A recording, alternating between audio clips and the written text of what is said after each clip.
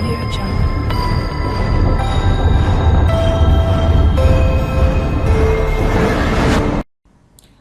Hello my dear students, कैसे हैं सब आप लोग। स्टूडेंट्स, यहाँ पे हम लोग cell cycle and cell division का लेक्चर नंबर 2 डिस्कस करने जा रहे हैं। और इस वीडियो लेक्चर में हम लोग माइटोसिस पढ़ेंगे। माइटोसिस में कैरोकाइनेसिस हम लोगों ने इंटरफेज आई फेज पूरा पढ़ लिया, जिसमें G1 phase, S phase and G2 phase पढ़ा था। इस फेज में हम एम फेज पढ़ेंगे। माइटोसिस में M phase, that is prophase, metaphase, anaphase and telophase. After the discussion of these phases, then we will going to discuss cytokinesis part, right? तो इस video lecture में हम prophase, metaphase, anaphase and telophase part पढ़ेंगे। तो हम लोग अपना video lecture start करते हैं स्टूडेंट्स।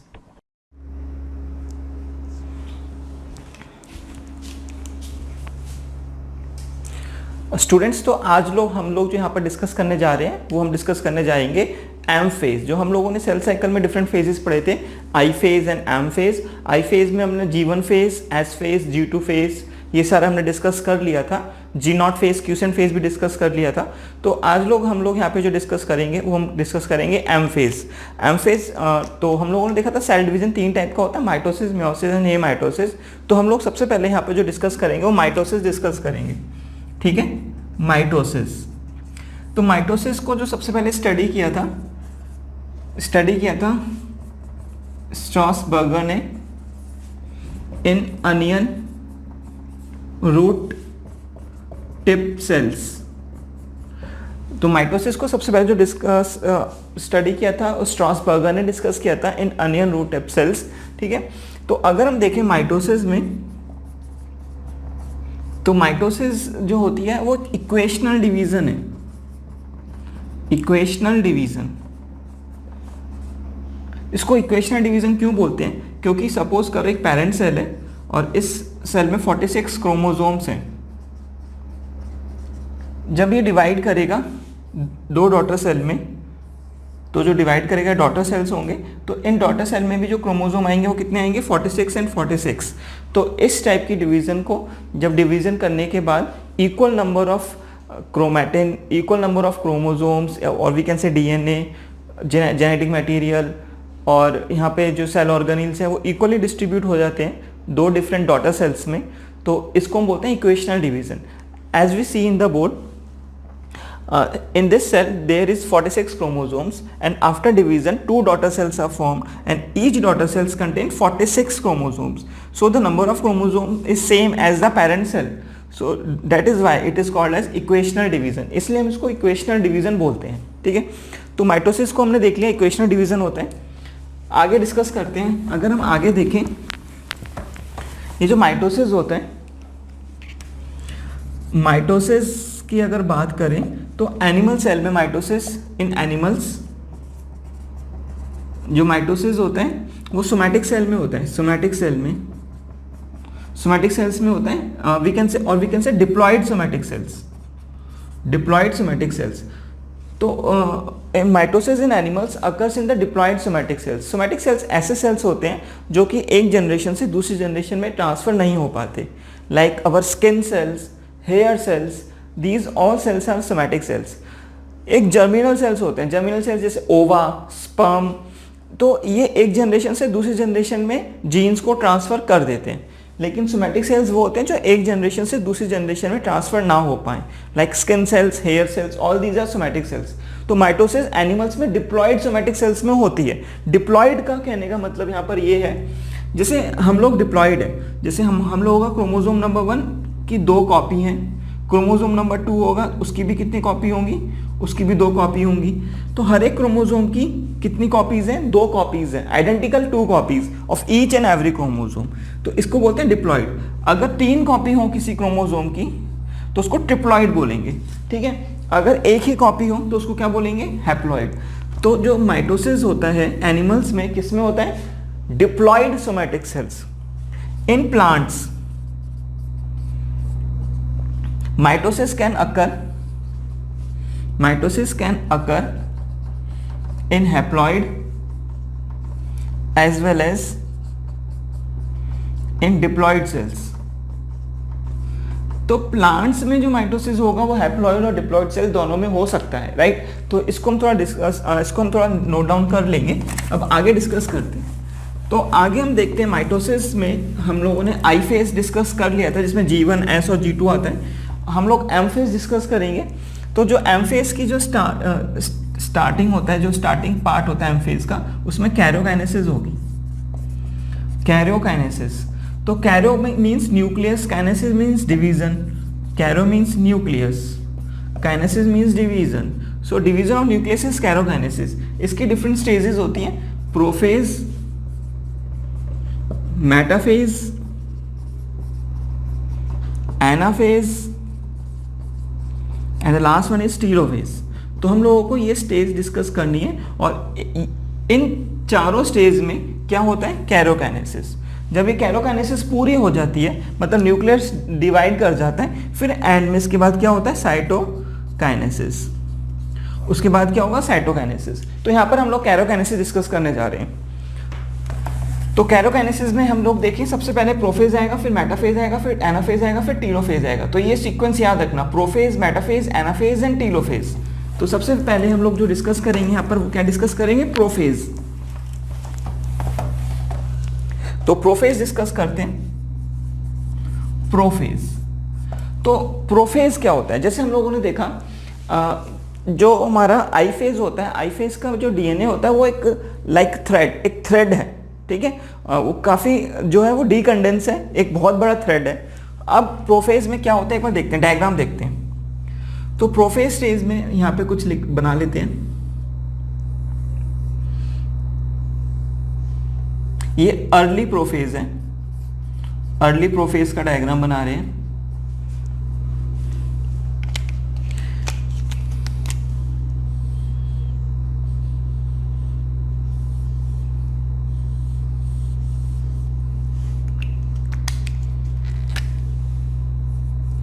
ये सेंट्रोसोम है, ठीक है। ये न्यूक्लियर एनवलप है, न्यूक्लियर एनवलप। ये डीएनए है अंदर, ठीक है। न्यूक्लियोलस है, बना लेते हैं न्यूक्लियोलस।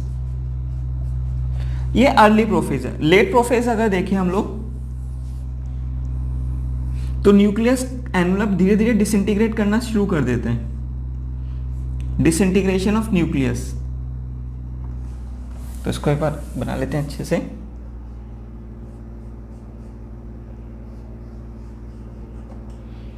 तो न्यूक्लियर एनवलप, ये लेट प्रोफेज है, late prophase. Nuclear envelope disintegrates, disintegrates, यहां लिख देते हैं अच्छे से, disintegrates. Nuclear envelope disintegrates, nuclear envelope disintegrate हो जाता है। ये जो सेंट्रोसोम में हम लोगों ने डिस्कस किया था, सेंट्रोसोम के अंदर दो सेंट्रियोल्स होते हैं perpendicular at right angle to each other. तो जो सेंट्रियोल्स होते हैं वो मूव कर जाते हैं अपोजिट पोल्स पर। तो यहाँ पे सेंट्रियोल्स बना लेते हैं, ठीक है। ये सेंट्रियोल्स हैं,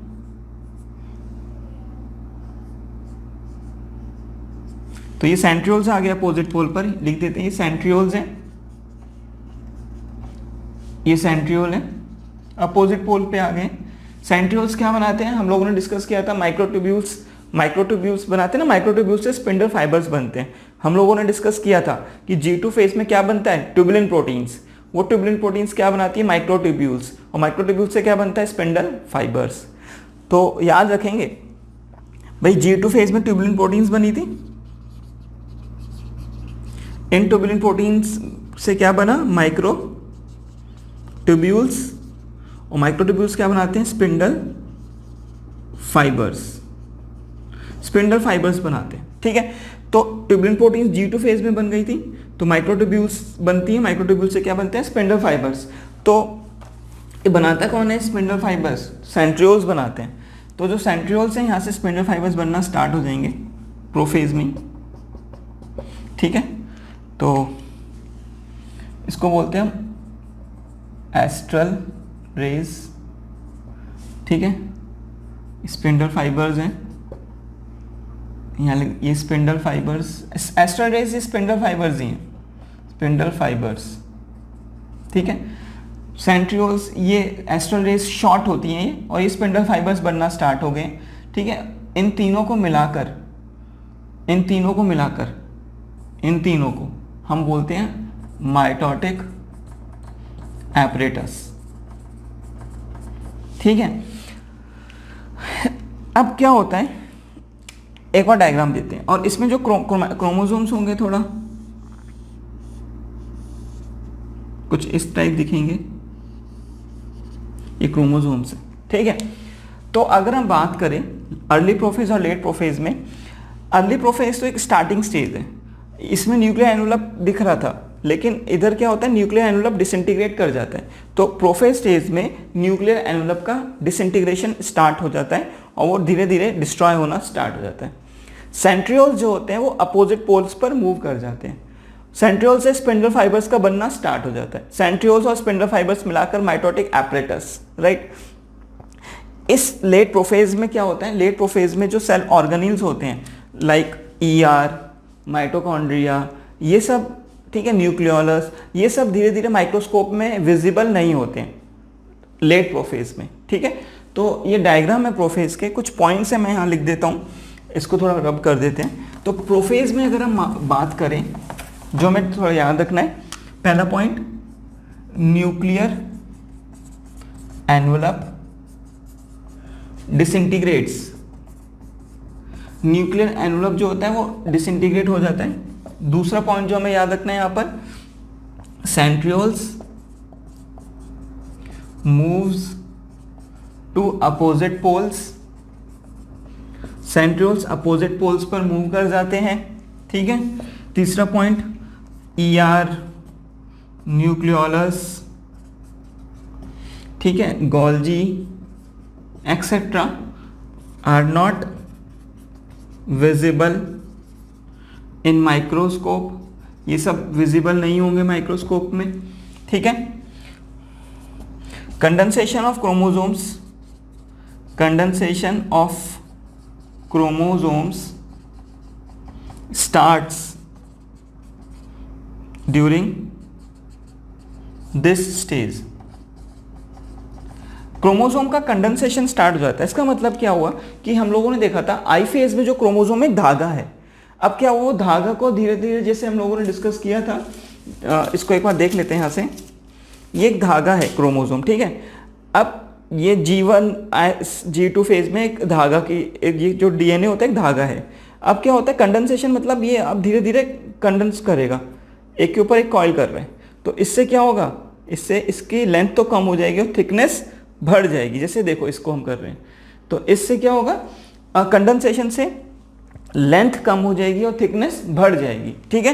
तो condensation of chromosome starts during this stage. Condensation जो होता है वो डिहाइड्रेशन की वजह से होता है, डिहाइड्रेशन तो याद रखेंगे।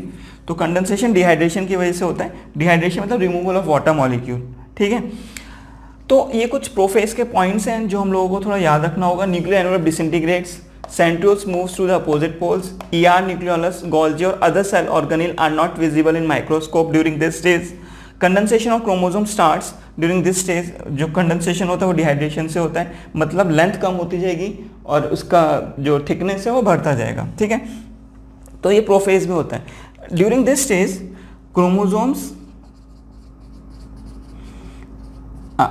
chromosomes are appear like ball of wool, like ball of wool. So this stage is called as spireme stage. स्पाइरीन, तो बॉल ऑफ वूल, एक वूल ऊन जिसको हम बोलते हैं ना, वूल ऊन, उसकी बॉल की तरह क्रोमोसोम्स नजर आते हैं स्टेज में, इसको इसलिए स्पाइरीम स्टेज भी बोलते हैं। तो ये पॉइंट्स है सारे प्रोफेज के, ये डायग्राम है, हम लोगों को देख लेना है। और ये प्रोफेज हमारे यहाँ पे पूरा खत्म होता है। प्रोफेज के बाद जो हम पढ़ेंगे वो आता है मेटाफेज, ठीक है। तो प्रोफेज में कुछ ऐसा होगा, इसको मैं रब कर रहा हूँ यहाँ पर। अब नेक्स्ट जो हमें पढ़ना है वो पढ़ना है मेटाफेज। तो ये कैरियोकाइनेसिस का सेकंड एम फेज का जो कैरियोकाइनेसिस होगा उसका सेकंड स्टेज पढ़ रहे हैं, डेट इज मेटाफेज, ठीक है। तो लिख लेते हैं यहाँ पे मेटाफेज। मेटाफेज, ठीक है। तो मेटाफेज, तो this stage is marked by the complete disintegration of the nuclear envelope. तो इस स्टेज पे न्यूक्लियर एनवलप कंप्लीटली डिसइंटीग्रेट्स। तो जो न्यूक्लियर एनवलप का डिसइंटीग्रेशन स्टार्ट कहां हो जाता है? प्रोफेज में। पूरा का पूरा खत्म किस स्टेज पे होता है? Metaphase stage. तो जब न्यूक्लियर एनवलप पूरा का पूरा डिसइंटीग्रेट कर जाएगा, वहीं से मेटाफेज स्टार्ट हो जाती है। तो this stage is marked by the complete disintegration of nuclear envelope. तो इस स्टेज पे न्यूक्लियर एनवलप पूरा का पूरा डिसइंटीग्रेट कर जाता है, ठीक है। Complete condensation of chromosomes also occur in this stage. तो इसके पहले हम इसको पढ़ेंगे, आगे थोड़ा डायग्राम बना लेते हैं इसका। तो मेटाफेज स्टेज पे देखते हैं, ये एक पूरा का पूरा एक सेल है, ठीक है, सेल है। ये सेंट्रियोल्स हैं, अपोजिट पोल की तरफ मूव कर गए हैं, सेंट्रियोल्स हैं, अपोजिट पोल्स की तरफ मूव कर गए, ठीक है। अच्छा, ये एस्ट्रल रेज हैं, यहां लिख देते हैं, ये सेंट्रियोल्स हैं, ये सेंट्रियोल्स हैं, सेंट्रियोल्स, ठीक है, ये एस्ट्रल रेज हैं, ठीक है। स्पिंडल फाइबर्स हैं, ये शॉर्ट एस्ट्रल रेज हैं। इस स्टेज पे क्या होता है, जितने भी क्रोमोसोम्स हैं ना, एक प्लेट एक जगह जाके अलाइन कर जाते हैं। हमारे अंदर कितने क्रोमोसोम है? 46 क्रोमोसोम्स है ना। तो जितने भी कोई भी सेल होगा जिसमें जितने भी क्रोमोसोम्स होंगे वो एक प्लेट पे जाके अलाइन कर जाएंगे। न्यूक्लियर एनवलप तो डिसइंटीग्रेट कर गया है, तो न्यूक्लियर एनवलप तो है ही नहीं। तो जितने भी क्रोमोसोम्स होंगे, यहाँ पे हम बना लेते हैं कुछ क्रोमोसोम्स,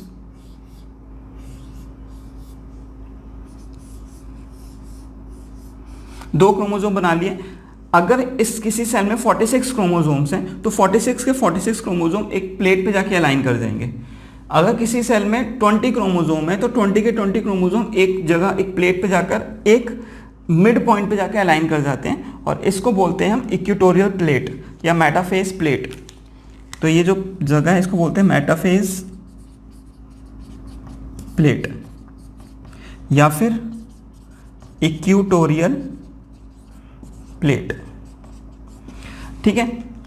ये क्रोमोसोम्स अटैच किससे रहते हैं? स्पिंडल फाइबर्स, हमने देखा था ना, स्पिंडल फाइबर सेंट्रियोल्स बना रहे हैं, तो स्पिंडल फाइबर से अटैच रहते हैं, तो बना लेते हैं। अच्छा, एक चीज़, ये सेंट्रोमियर है, तो मैं एक कुछ ऐसा बनाते हैं, एक क्रोमोसोम थोड़ा यहाँ बड़ा बना लेते हैं, इसको ही बड़ा कर लिया हमने। तो ये सेंट्रोमियर है, तो सेंट्रोमियर के अंदर काइनेटोकोर होगा, तो ये काइनेटोकोर डिस्क है, ठीक है। तो यहाँ पे बना लेते हैं, इसके अंदर क्या मिलेंगे? Kinetochore disc. हमने पढ़ा था ना structure of chromosome, kinetochore disc. ये क्या है? सेंट्रोमियर।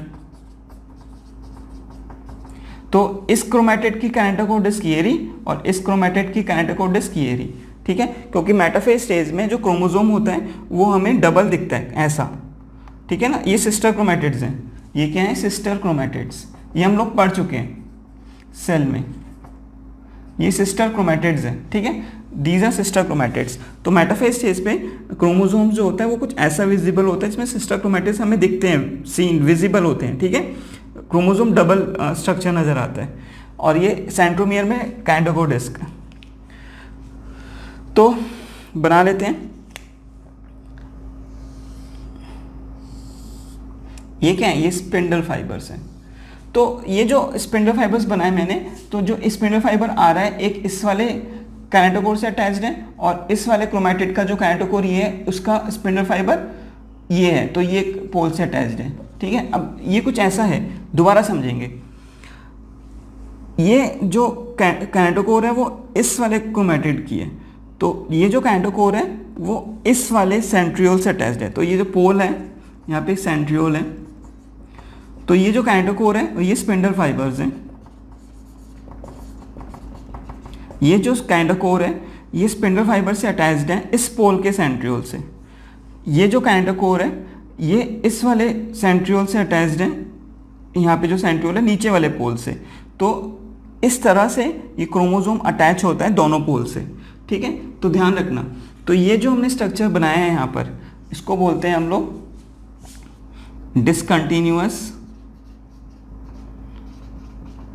स्पिंडल फाइबर, या फिर हम लोग इसको बोल देते हैं हम लोग क्रोमोसोमल कैनेटोकोर, या फिर टैक्टाइल फाइबर, ये इसके नाम है। डिसकंटिन्यूअस स्पिंडल फाइबर, डिसकंटिन्यूअस क्यों बोला? क्योंकि इस पोल से स्पिंडल फाइबर आया, इस कैनेटोकोर से अटैच्ड हुआ। इस ये वाला क्रोमैटिड, ये जो क्रोमैटिड का कैनेटोकोर है, ये नीचे वाले पोल से अटैच्ड हुआ जो यहाँ पे सेंट्रियोल था, इसलिए ये डिसकंटिन्यूअस स्पिंडल फाइबर है। क्रोमोसोमल कैनेटोकोर या टैक्टाइल फाइबर भी बोलते हैं। एक कुछ स्पिंडल फाइबर्स ऐसे होते हैं, सपोर्टिंग स्ट्रक्चर्स हैं।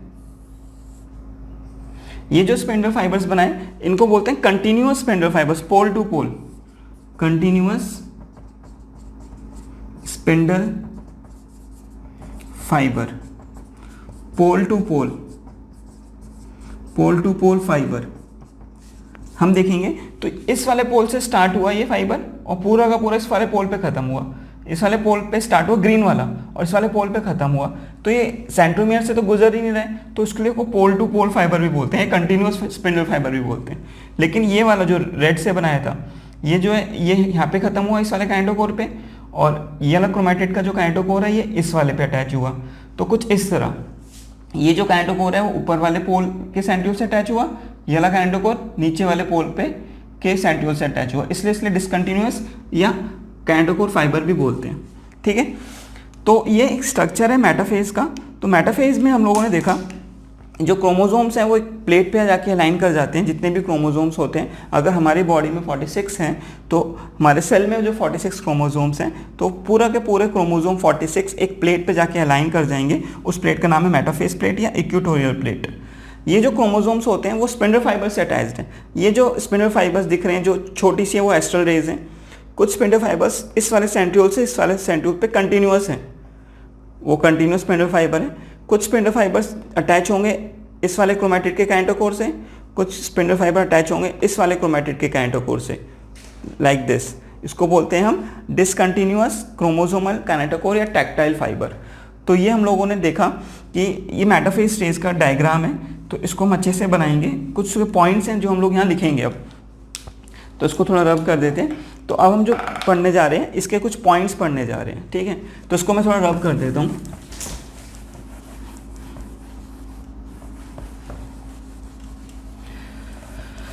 तो इसके पॉइंट्स पढ़ लेते हैं। तो पहला पॉइंट जो है इसका, जो हमने लिखा था, this stage is marked by the complete disintegration of the nuclear envelope.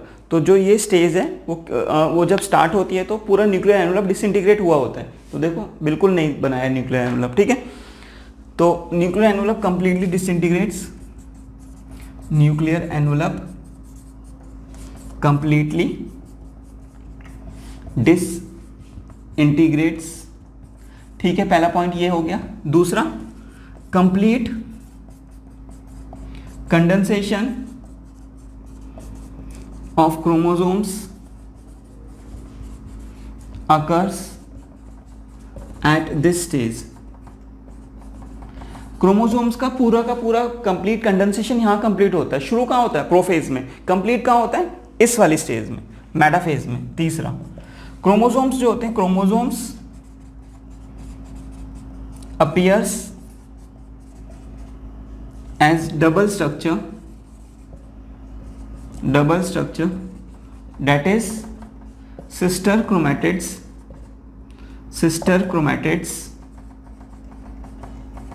are visible। दिख रहे हैं सिस्टर क्रोमैटिड्स, ठीक है। 3 पॉइंट। चौथा पॉइंट थोड़ा याद रखेंगे,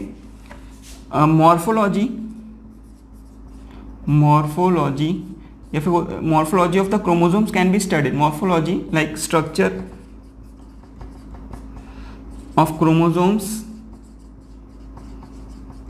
can be studied at this stage.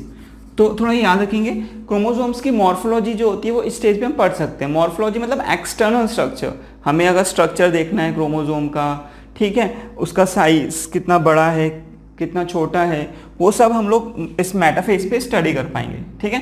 तो morphology of the chromosomes can be studied at this stage, ठीक है। 5वां point, the movement of chromosomes towards this equatorial plate. भाई जितने भी क्रोमोसोम्स हैं वो इक्वेटोरियल प्लेट पे आके अलाइन हो गए हैं, ठीक है, यहाँ पे आके अलाइन हो गए हैं, तो इस मूवमेंट को बोलते हैं congression. Movement of chromosomes, movement of chromosomes at equatorial plate is called as congregation। तो इस मूवमेंट को हम क्या बोलते हैं, कांग्रेशन। तो ये कुछ 5 पॉइंट लिखे हमने। Nuclear envelope completely disintegrate during this stage, complete condensation of chromosomes occur at this stage, chromosomes appears as double structure दिख रही है, सिस्टर क्रोमैटिड विजिबल है, ठीक है। और जो morphology of the chromosome size structure can be best studied during this stage, ठीक है। Movement of the chromosome at this equatorial plate is called as congression. तो ये 5 पॉइंट है हम लोगों को लिखने हैं, ये डायग्राम है, ठीक है, मेटाफेज स्टेज का इंपॉर्टेंट है। तो ये मेटाफेज स्टेज है जो हम लोगों ने पढ़ी। इसके कुछ और भी पॉइंट्स हैं, इसको मैं रब कर लेता हूँ, आगे और लिखते हैं।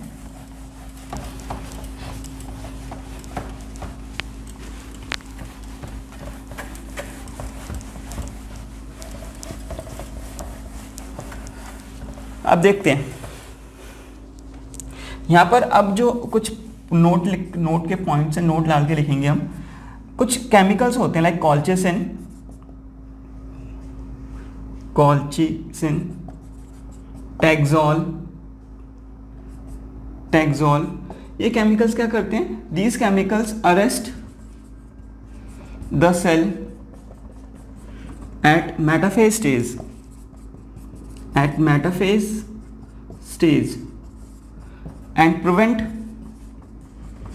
and prevent the onset of anaphase।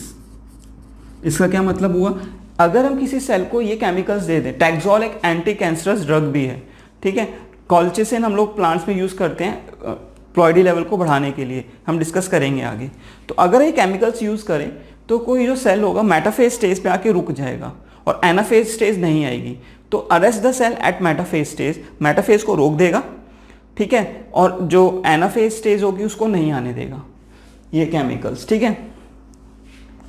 अच्छा, कुछ और भी पॉइंट्स हैं यहाँ पर, देख लेते हैं एक बार। ये जो एनिमल्स में जो एक्चुअली जो एनिमल्स में जो ये स्पिंडल फाइबर्स की डेवलपमेंट होती है, एस्टर बनता है, तो इसकी डेवलपमेंट को बोलते हैं एम्फी तो जो एनिमल्स में जो माइटोसिस होता है वो एम्फी होता है। एम्फी मतलब एस्टर रेज बनती हैं, स्पिंडल फाइबर्स बनते हैं ना, सेंट्रियोल्स होते हैं क्योंकि उनमें सेंट्रियोल्स होते हैं क्योंकि एनिमल्स में। प्लांट्स में जो माइटोसिस होती है वो एनेस्ट्रल होती है, एनेस्ट्रल मतलब एस्टर रेज नहीं बनती क्योंकि उनमें सेंट्रियोल्स नहीं होते। प्लांट्स में सेंट्रियोल्स नहीं होते हैं तो वो स्पिंडल फाइबर्स एस्टर रेज नहीं बनते, इसलिए एनेस्ट्रल। स्पिंडल फाइबर एस्टर रेज देखी थी ना, स्पिंडल फाइबर से जो बन रहे थे। एम्फी एस्ट्रल जहाँ पे एस्टर रेज बनती हैं एनिमल्स में क्योंकि सेंट्रियोल्स होते हैं, तो एनिमल्स में जो माइटोसिस होती है वो एम्फी एस्ट्रल होती है और प्लांट्स में एनेस्ट्रल। एम्फी एस्ट्रल है ये, AMPHIASTRAL, ठीक है। तो ये माइटोसिस का मेटाफेज स्टेज कंप्लीट हो गया। नेक्स्ट जो हम पढ़ेंगे वो एनाफेज पढ़ेंगे।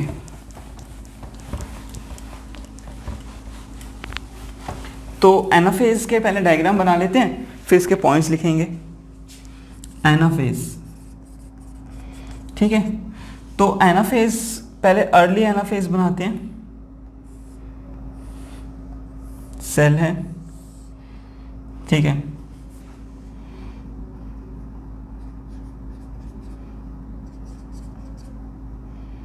तीन क्रोमोसोम बना लेते हैं। ये क्या है, ये सेंट्रियोल्स हैं, ठीक है। स्पिंडल फाइबर्स ये aster rays, spindle fibres attached हैं, ठीक है। स्पिंडल फाइबर्स अटैच्ड हैं। हमने टाइप्स ऑफ स्पिंडल फाइबर्स देख लिए थे ना, कंटिन्यूअस, डिसकंटिन्यूअस, ये सारे हम लोग देख चुके हैं। ठीक है, ये अर्ली एनाफेज है।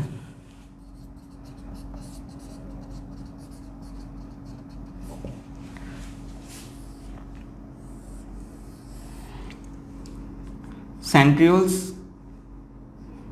अपोजिट पोल पे आ गए, ये सेंट्रियोल्स हैं, ठीक है। अब क्या होता है, इसको ध्यान से देखेंगे।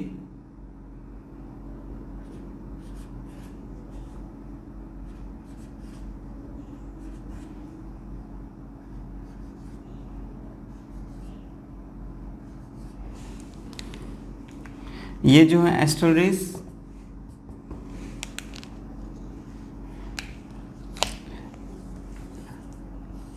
ये काइनेटोकोर फाइबर्स,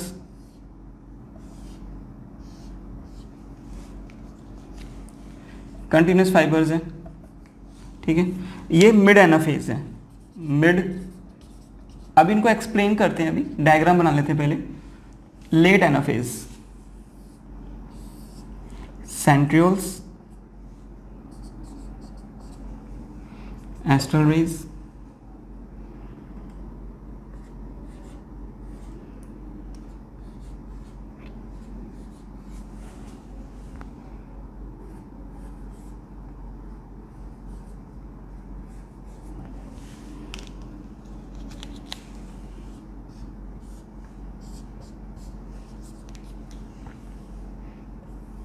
ठीक है। अब देखने दे, ये कंटिन्यूस फाइबर्स हैं, खैर चलो इसको हटा देते हैं अभी। अब देखते हैं एक बार, ये लेट एनाफेज है, ये जो डायग्राम है ये लेट एनाफेज का हमने ड्रॉ किया है, दिस इज लेट एनाफेज। तो ये जो स्टेजेस हैं वो क्या शो कर रही हैं, एक बार देखते हैं। एनाफेज स्टेज पे क्या होता है, ये जो माइक्रोट्यूब्यूल्स हैं, जो स्पिंडल फाइबर्स हैं, उनका डीपॉलीमराइजेशन होता है। मतलब ये जो फाइबर्स हैं छोटे होते जा रहे हैं, जब ये फाइबर छोटे होते जा रहे हैं तो ये सेंट्रोमियर पे ना फोर्स लगाते हैं। ये जो क्रोमोसोम था, एक थोड़ा बड़ा क्रोमोसोम बना लेते हैं, ठीक है। ये काइनेटोकोर डिस्क है। तो जो ये स्पिंडल फाइबर्स हैं, अब ये स्पिंडल फाइबर्स जो हैं ये हमारे ये छोटे होते जा रहे हैं, डीपॉलीमराइज होते जा रहे हैं। तो ये जो सेंट्रोमियर है इसको ब्रेक कर देते हैं, डिवाइड कर देते हैं लेंथ वाइज, ठीक है। तो सेंट्रोमियर डिवाइड्स, डिवीजन हो जाती है सेंट्रोमियर की, टूट जाता है सेंट्रोमियर। जब टूट जाएगा सेंट्रोमियर तो क्या होगा, अब जो ये जो क्रोमोसोम था इसके कितने क्रोमैटिड हैं, 2। तो एक क्रोमैटिड इस पोल की तरफ मूव करता है और एक क्रोमैटिड इस पोल की तरफ मूव करते हैं। ये दूसरा क्रोमोसोम है, दूसरा क्रोमोसोम का 2 क्रोमैटिड, तो एक क्रोमैटिड इस पोल की तरफ जा रहा है, एक क्रोमैटिड इस पोल की तरफ जा रहा है। ऐसा क्यों हो रहा है, बिकॉज ये जो स्पिंडल फाइबर्स हैं डीपॉलीमराइज कर रहे हैं, छोटे होते जा रहे हैं। जब ये छोटे होते जा रहे हैं तो ये सेंट्रोमियर को क्या करते हैं, तोड़ देते हैं, डिवाइड कर देते हैं, जिसके कारण सिस्टर क्रोमैटिड्स अपोजिट पोल की तरफ मूव कर जाते हैं और क्रोमोसोम नंबर डबल हो जाता है। क्योंकि ये जो सिस्टर क्रोमैटिड है ये भी क्रोमोसोम की तरह बिहेव करता है। क्योंकि यहाँ पे कितने क्रोमोसोम काउंट करोगे, 1 2 3। अब यहाँ पे देखना, ये जो सिस्टर क्रोमैटिड जो सेपरेट हुए थे तो ये भी अलग अलग क्रोमोसोम की तरह बिहेव करते हैं। 1 2 3 4 5 6 क्रोमोसोम हो गए। यहाँ पे कितने, वही 6, 1 2 3 4 5 6। तो एनाफेज स्टेज पे क्या होता है, एनाफेज स्टेज पे सेंट्रोमियर जो होता है वो टूट जाता है, डिवाइड कर जाता है। क्यों कर जाता है, क्योंकि जो स्पिंडल फाइबर्स होते हैं, स्पिंडल फाइबर्स क्या करते हैं, डीपॉलीमराइज करेंगे, तो फोर्स लगाएंगे। जब फोर्स लगाएंगे तो जो सिस्टर क्रोमैटिड्स हैं वो अपोजिट पोल की तरफ मूव करते हैं। जब ये अपोजिट पोल की तरफ मूव कर रहे हैं तो ये जो सिस्टर क्रोमैटिड है ये भी एक इंडिविजुअल क्रोमोसोम की तरह बिहेव कर रहा है। पहले क्रोमोसोम ऐसा था मेटाफेज में, लेकिन एनाफेज में जब ये टूट जाएगा तो सिस्टर क्रोमैटिड अपोजिट पोल की तरफ मूव कर रहे हैं। तो the sister chromatids also behaves like a chromosome. तो अगर यहाँ पे 3 क्रोमोसोम्स है तो यहाँ पे 6 क्रोमोसोम होंगे। अगर हमारे ह्यूमन बॉडी में एक सेल में 46 क्रोमोसोम है तो एनाफेज, लेट एनाफेज पे कितने क्रोमोसोम दिखेंगे बताओ, 92, ठीक है, 92 क्रोमोसोम जस्ट डबल हो जाएंगे, ठीक है। क्योंकि भाई जब सेल 2 सेल में डिवाइड करेगा 46 क्रोमोसोम, इसमें भी 46 आने, इसमें भी 46 आने, यही तो इक्वेशनल डिवीजन है। तो ऐसा कैसे पॉसिबल है, क्योंकि एक स्टेज पे ये क्रोमोसोम को डबल होना पड़ेगा।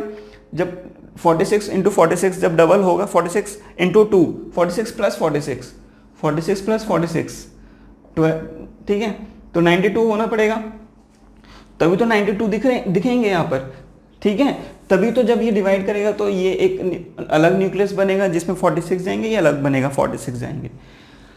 तो एनाफेज में क्या हुआ, दोबारा देखते हैं. During this stage what happens, during this stage the centromere splits up, and due to this division of the centromere along the lengthwise, two sister chromatids moves to the opposite pole. So all the sister chromatids moves to the opposite pole, so the chromosome number during this stage appears to be double, right? और क्यों ऐसा क्यों जा रहे हैं, क्योंकि ये जो धागा है इसका डीपॉलीमराइजेशन हो रहा है, छोटा होता जा रहा है स्पिंडल फाइबर्स, जिसके कारण ये सिस्टर क्रोमैटिड्स अपोजिट पोल की तरफ मूव कर रहे हैं. तो मिड एनाफेज और लेट एनाफेज, ठीक है. तो ये डायग्राम है, इसके कुछ पॉइंट्स हैं जो हम लिख लेते हैं. तो ड्यूरिंग दिस स्टेज एनाफेज में क्या होता है, centromere divides and sister chromatids moves to opposite pole. ठीक है, पहला पॉइंट यहां पे लिखा हमने. थोड़ा ये डायग्राम मिटा लेते हैं इसके.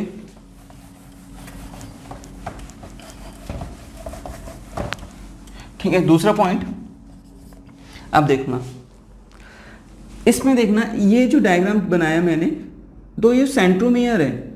सेंट्रोमियर किसकी तरफ होता है, पोल की तरफ. देखो अगर इसको पकड़ के खींचा जा रहा है, क्योंकि ये जो स्पिंडल फाइबर्स हैं किससे अटैच्ड हैं, काइनेटोकोर से अटैच्ड है ना. ये स्पिंडल फाइबर्स यहाँ पे काइनेटोकोर है, ये स्पिंडल फाइबर्स अटैच्ड है पोल से. तो जब ये इसको खींचेंगे, क्योंकि स्पिंडल फाइबर्स सेंट्रोमियर के काइनेटोकोर से अटैच्ड है, तो जो सेंट्रोमियर होगा वही तो लीडिंग एज बनेगा, वही तो जाएगा पोल की तरफ. तो इसमें जो सेंट्रोमियर होता है ये लीडिंग एज बनता है. क्या बनता है ये centromere, leading edge. Leading edge का मतलब कि ये इसका जो फेस होगा किसकी तरफ होगा, इस सेंट्रियोल पोल की तरफ. इधर भी देखो सेंट्रियोल, जो सेंट्रोमियर का जो फेस है किसकी तरफ है, इस पोल की तरफ.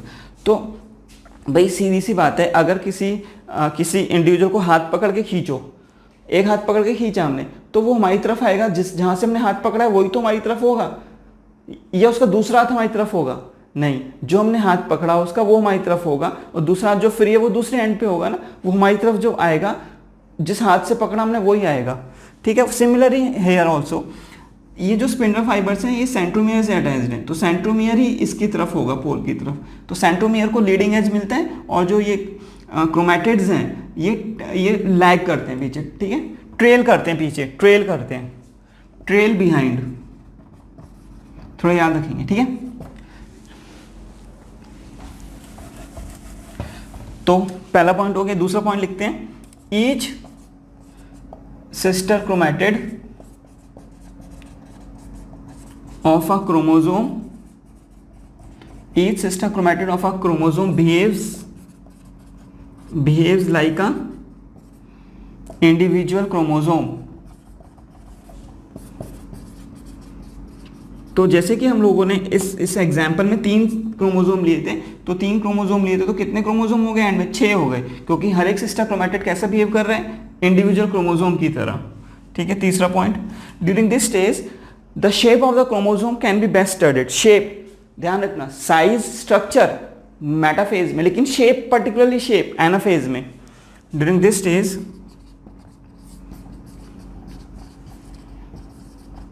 शेप, इसको थोड़ा हम ऐसा कर लेंगे, इसका कारण है, इसका कारण ये है, इसको मैंने थोड़ा ऐसा क्यों बनाया, क्योंकि जो साइटोकाइनेसिस होती है ना वो लेट एनाफेज से स्टार्ट हो जाती है, तो उसको ऐसे बनाएंगे, cytokinesis starts at the late anaphase, इसलिए इसको मैंने ऐसा बनाया. ड्यूरिंग दिस स्टेज हम डिस्कस कर रहे थे, during this stage each sister chromatids of a chromosome behaves like a individual chromosome, right. During this stage shape of chromosome, underline कर रहे हैं शेप को स्टार मार्क करके, of chromosome can be studied. Chromosome की जो shape होती है, V shape, J shape, L shape, आई shape, हमने पढ़ा था ना. जैसे मेटासेंट्रिक क्रोमोसोम वी शेप का होता है. भाई अगर ये वी शेप नज़र आ रहा है ऐसा, ये वी शेप, तो जो हमारा सेंट्रोमियर एकदम बीच में है, तो ये ऐसा वी शेप नज़र आएगा, तो वो कौन सा क्रोमोसोम होगा, मेटासेंट्रिक. अगर कोई आई शेप का नज़र आ रहा है क्रोमोसोम, तो वो कौन सा होगा, टीलोसेंट्रिक. ये हम लोग पढ़ चुके हैं. ठीक है, तो इसको हम लोग शेप पढ़ चुके हैं सारी. तो अगर हमें साइज, स्ट्रक्चर, मॉर्फोलॉजी पढ़ना हो तो कौन सी स्टेज? मेटाफेज। अगर हमें शेप पढ़ना हो तो कौन सी बेस्ट होती है? एनाफेज। एनाफेज स्टेज में each sister chromatid behave as individual chromosome. इसमें लेट एनाफेज से ही हमारी साइटोकाइनेसिस स्टार्ट हो जाती है, इसलिए इसको ऐसा बनाया, आगे भी डिस्कस करेंगे। ठीक है, सेंट्रोमियर की डिवाइड कहाँ करता है? एनाफेज में। तो ये कुछ एनाफेज के पॉइंट्स है जो हम लोगों को इंपॉर्टेंट है और हमें याद रखने होंगे। ठीक है, नेक्स्ट स्टेज आती है टीलोफेज। तो इसको रब कर देते हैं, टीलोफेज लिखते हैं यहाँ पे।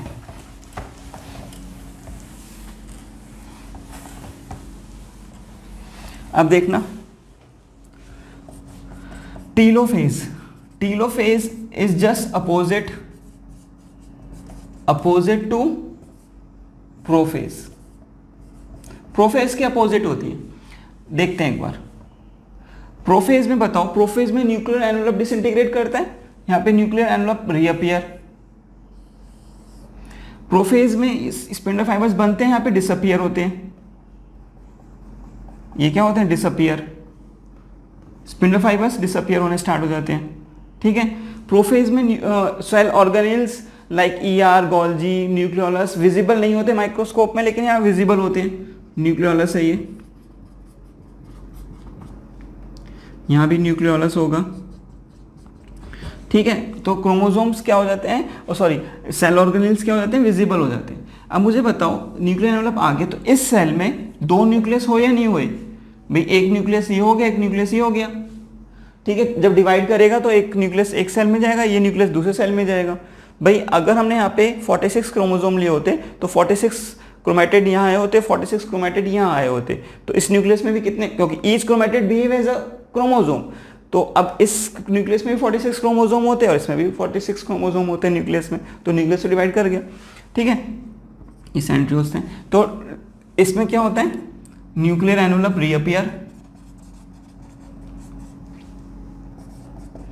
रीअपियर्स। ठीक है भाई, cell organelles like ER, Golgi, nucleolus visible हो जाते हैं। ठीक है, स्पिंडल फाइबर्स डिसइंटीग्रेट होने स्टार्ट हो जाते हैं। चौथा, प्रोफेज में कंडेंसेशन स्टार्ट होती है और यहाँ पे क्रोमोसोम डीकंडेंस होते हैं। क्रोमोसोम्स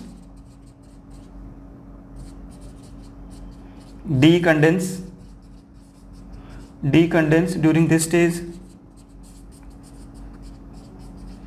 ठीक है, फिर से एक धागा नजर आएगा, तो क्रोमोसोम यहाँ पर जो नजर आएगा कुछ क्लस्टर की तरह ऐसे नजर आएगा, अपोजिट पोल पे क्लस्टर की तरह, धागे की तरह नजर आएगा। इसमें जो क्रोमोसोम्स होते हैं वो अपनी इंडिविजुअलिटी लॉस कर जाते हैं। ठीक है, तो chromosomes lost their individuality. Chromosomes lost their individuality. Chromosomes तो होते हैं अब इस स्टेज पे अपनी इंडिविजुअलिटी लॉस कर जाते हैं, तो हमें एक धागा की तरह नजर आएगा। ठीक है, हम इसको काउंट नहीं कर सकते। क्रोमोसोम्स लॉस्ट देयर इंडिविजुअलिटी, दे, ठीक है, वो डिस्क्रीट यूनिट की तरह नहीं, तो they lost their discrete unit appearance. तो हम ये भी बोल सकते हैं chromosome lost their individuality loss कर जाएंगे यहाँ पर। ठीक है, तो क्रोमोसोम यहाँ पे काउंट नहीं कर पाएंगे, एक धागा की तरह नजर आएगा। क्यों? क्योंकि यहाँ पर क्या हो रहा है? डीकंडेंस, यहाँ पे लिखा ना डीकंडेंस होता है। तो ये अपोजिट होती है स्टेज किसके? प्रोफेज के। ठीक है, तो ये जितने भी पॉइंट्स हमने पढ़े सारे, न्यूक्लियस डिवाइड हो गया, बिल्कुल हमें दिख रहा है न्यूक्लियस डिवाइड हुआ। अगर साइटोकाइनेसिस हो जाए, साइटोप्लाज्म भी डिवाइड हो जाए, तो दो सेल बन जाएंगे, दो न्यूक्लियस बन गए और इक्वल डिवीजन हो गई। इसमें भी 46 है, इसमें भी 46 क्रोमोसोम है, तो this is an equational division. ठीक है, तो ये हमारी कैरोकाइनेसिस पूरी कंप्लीट होती है। यहाँ पर कैरोकाइनेसिस कंप्लीट हो गई है। ठीक है, अब जो नेक्स्ट वीडियो लेक्चर में हम पढ़ेंगे वो हम पढ़ेंगे साइटोकाइनेसिस। सो ड्यूरिंग इस हमने वीडियो लेक्चर में we have discuss all the phases of the karyokinesis, all the stages of the karyokinesis. In next video lecture we will going to discuss cytokinesis part, right? तो students इसको सारे हम notes भी बनाएंगे और इस diagram को जितने भी हम लोग कॉपी में भी ड्रॉ करेंगे। So thank you so much student and keep studying.